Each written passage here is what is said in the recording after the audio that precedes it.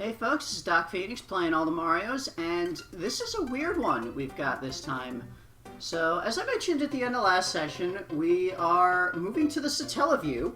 This is BS Super Mario USA Power Challenge. It's a sequel to Super Mario Bros. 2, the US version that was actually Doki Doki Panic. Okay. So, the story of this game is after the first... they came to Subcon, they beat up Wart, they saved everything. The king of Subcon, who you see in this picture right there, set up, had all of these golden statues of Mario erected around Subcon to celebrate. Okay. But now, Wart is back, and his gang is back, and they've stolen the statues, oh no! Oh, no, they stole statues? They're just generally running amok in Subcon as well, but they stole the statues! So now we have to go and get them back, because the king reached out to... Why is everyone stealing stuff that is a prize for Mario? I mean... He's getting his castle stolen, he's getting his statues stolen. Well, I mean, there's also the fact that only the statues are only of Mario. The other three, they weren't important enough to have statues, I guess. Yeah, Luigi can... No one likes Luigi, I guess. So, one of the big things about this game, by the way, the subtitle up there, this is Episode 1, We the Super Birdos. So, this game is a Satellaview sound-linked broadcast. So, the original actual broadcast of this, it was basically, the game went along with a radio program, effectively. It was broadcast for about an hour, exactly once ever, and that was that. And as a result, the audio for, the radio show is basically completely lost forever. So there's, an entire half of this story that we just won't get. I was able to find the... Mario and Luigi talking to each other right now. Yeah, so you can see the character portraits that would match up with this radio program that would be playing in, the original thing. It would be coming through the satellite broadcast of the Satellaview. Right. And I was actually able to find, a VHS tape rip of the audio from the first and the fourth episodes, but not the second or third. And I was not able to find any translations anywhere. So, I am not fluent in Japanese. I couldn't really get anything out of that. Anyway, I've kind of haven't really been mentioning what's going on here. You see there's these golden statues that have been laying around that are kind of the thing that are added in. That there are 3 golden statues to find in each stage. Each episode is one world. The first episode is just World 1. Each of the 3 stages has 3 of the golden statues hidden around. Plus there's a 4th one and you can see our little progress screen in between that you can check. Oh. The 3rd stage of each world has a 4th one that you get just for beating the boss there. There's also a hidden Wart fight in each of the episodes. And the other major thing that is different gameplay-wise with this is the radio broadcast stuff affected gameplay. You noticed that little flash there. You didn't quite actually get to see what happened with it because there weren't any enemies on screen at the time, but it'll happen again in a moment. There. So...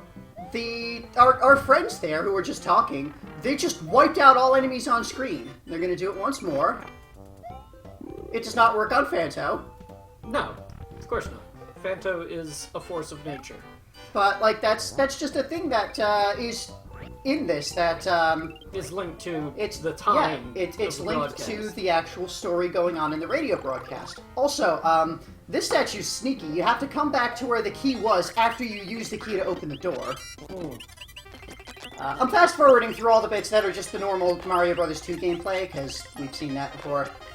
But, yeah, so the stuff going on in the story that was being broadcast is also directly affecting gameplay. You may also notice I never had a character select screen. I just started playing Mario, Yeah, I noticed that. And, you see in just a moment, suddenly I'm Luigi. The Yes, character that you are playing as is entirely, tied to the story. So, like, we just had the Birdos come up and, say something or other, and I believe it was that they just literally threw Luigi into the game. That you had now, Luigi's here, and you have to play Luigi. Well, And, sucks to be you, you're Luigi now. And these things all happen on a specific timing. And it doesn't matter what you are doing at that time. You could change characters, you're going to change in the middle of a stage. You may change in the middle of a jump, which really screws with things. And we have or I guess this ROM has the timer in the... No, right that was always in the original. That time, just kind of... Because it's also, it's a limited thing. At the end of the broadcast, like, you couldn't play the game anymore. Mm-hmm. So this ROM in particular, one thing that I do want to make a note of, the music that we're hearing in this was not in the original game that was sent over, like, on the Satellaview. Right. The music that we're hearing was manually added back in by the person who made this ROM version of it. Because it's, like, it's a little bit unplayable without having the broadcast audio. Mm-hmm. It's like, dead silent, and also the other version of the ROM that I had that was actually dead silent didn't have any of, like, the character portraits or weird effects going on. Like, that stuff didn't work. So this was the only functioning version of the ROM that I found, and now we're Toad. Now we're Toad. But, yeah, so this whole thing is just really weird, really interesting, and I wish that I could have, like, gotten the audio and checked out more and been able to say more about what's going on in the story here. But, like, for the most part, from what I gathered, just, like, vaguely listening to the VHS Japanese audio that I could barely understand, it's mostly just they're running around, the characters are talking, the Birdos and the Mauser are, like, trying to interfere with the gang. But, like, there doesn't really seem to be any, like, any continuity affecting major stuff going on. Right, our continuity that Wart is actually Wario. Yeah, so about that. So, you know, obviously, first off, this does lend further credence to that theory, because why would Wart come back just to steal golden statues? Because he's Wario. Okay. Also, here, they're really fucking with you, just cycling through characters every couple of seconds. But, yeah, so, Wario, the last time we saw him was, Virtual Boy Wario Land, where, at the end, he had the services of his own personal demon. Right. So, I got to thinking that, you know, after Super Mario Bros. 2, when we defeat Wart and we banish him from Subcon, basically, Wario just can't come back to Subcon because he is no longer tied to the Realm of Dreams. He was banished. But instead, now he has this demon. So he uses the demon's power to regain his Wart form and come back because he knows there's gold. There are these golden statues of Mario to steal. Mm-hmm. So that's clearly what's going on there. Okay. One other, like, continuity thing that just seeing this game and what's going on with it has brought up to me is that I am no longer of the opinion that there is a species of Birdos. Okay. There are exactly 3 Birdos. The red, the green, and the pink Birdos. Okay.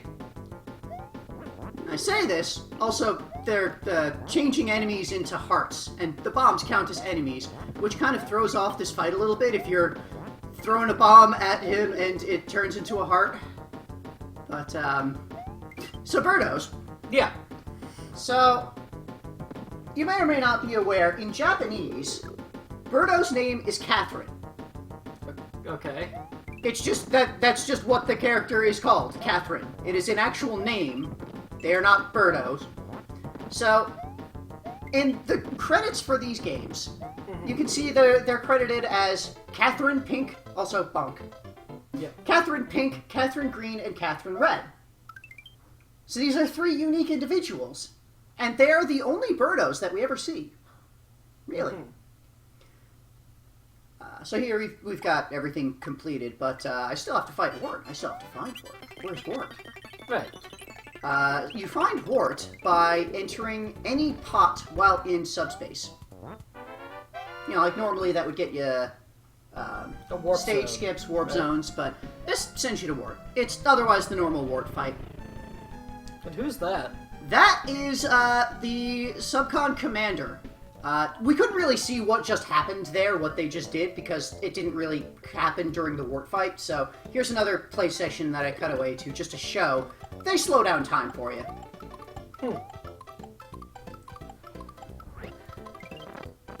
So yeah, Subcon Commander and the King of Subcon? yes. Okay.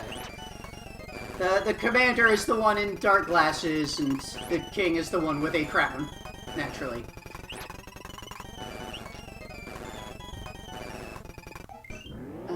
Where was I with Birdo? You Catherine, and there are 3 Catherines. Yeah, so this does affect a couple of things. Like, there's the fact that we know... We've seen Birdo in 2 other places outside of these games. Okay. That was in Mario RPG, most recently. We saw Birdo in the Nimbus Castle. Also, here's another cutaway to... Because after I fought Wart, I'm skipping over all of the parts outside of interesting shit going on. Right. So, here we have Mauser turns all the enemies into bombs. That goes off 3 times with a couple of seconds in between each, and then that's that. Yeah, I'll finish up with Birdo at the end, because we've got stuff going on to talk about here. So, the commander just came up, and what he did was turn all of the vegetables from grass tufts into coins. And this is a good thing for you, because once you've completed the actual, direct goals of the game, it keeps track of things like mushrooms and coins and cherries that you've collected, because there's a high score thing. You can see, made us be Toad again.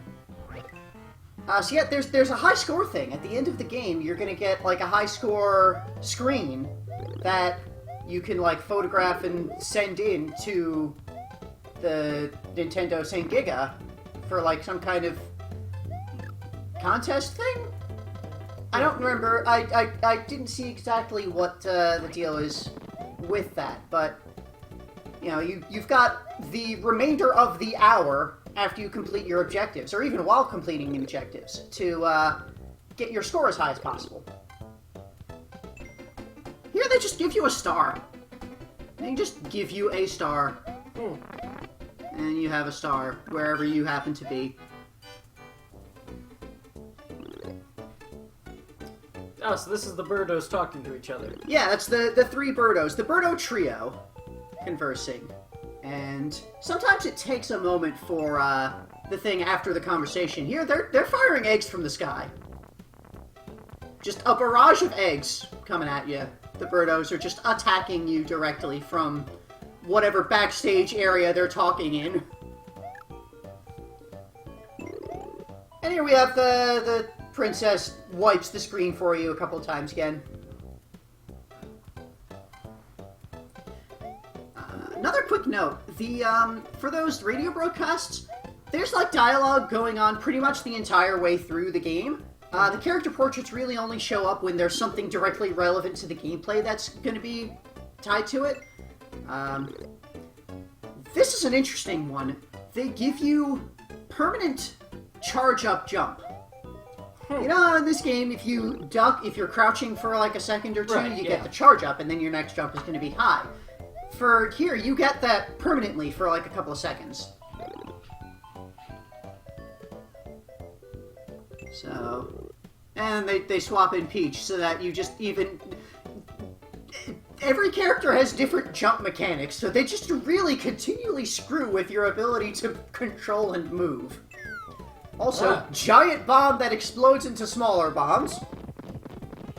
That's one of the more interesting ones.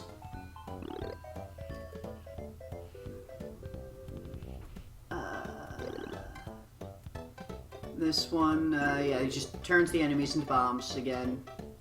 That same thing. That old trick.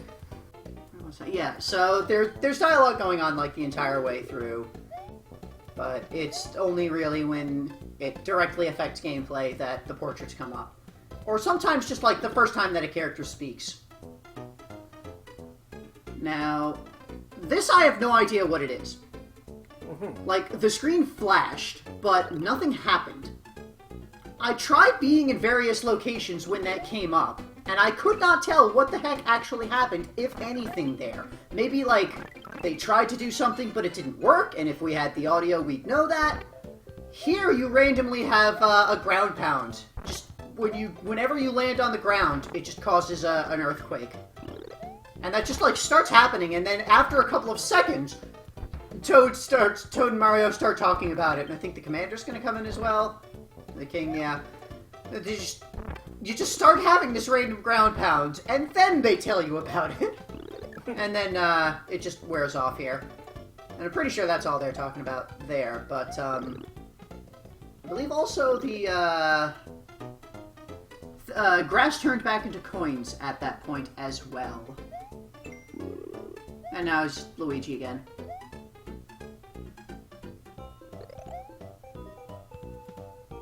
So, I was joking that, this game, with being called BS Super Mario Brothers, because BS stands for Broadcast Satellite. Yeah. But, the fact that they're changing your character in the middle of jumps and stuff makes it really BS, doesn't it? Yeah, it does. Also, Peach here is very angry. Yeah, she is. I can only assume it's because the stuff for coins wore off. I don't know. There's an entire stuff going on, dialogue between characters going on in the back that we have no access to. She then just starts throwing giant radishes in. Oh, okay. They hurt you and enemies. She shows 3 of those. Most of the things happen in either single shots or 3 at a time.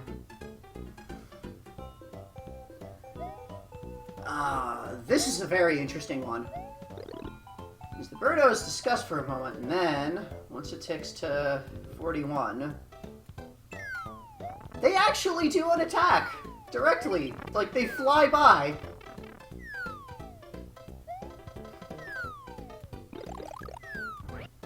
You can't, like, hurt them or anything. They do 2 passes each, and then they're just done, but it's pretty hard to avoid because their hitbox is a lot larger than it looks. And they just kind of are holding on to one of the eggs that they shoot? Yeah. Here they turn enemies into hearts. They did that before once already, but they do it 3 times again. So, what else is there to bring up here?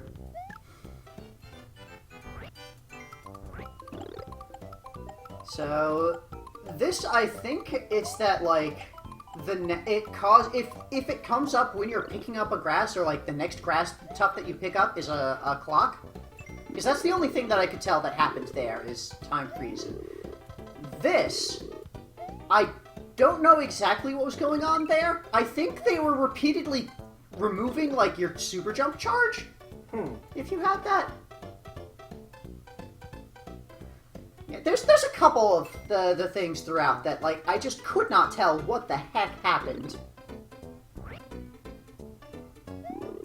And there's obvious ones. Also, you may be noticing there's this ding noise Yeah. that happens.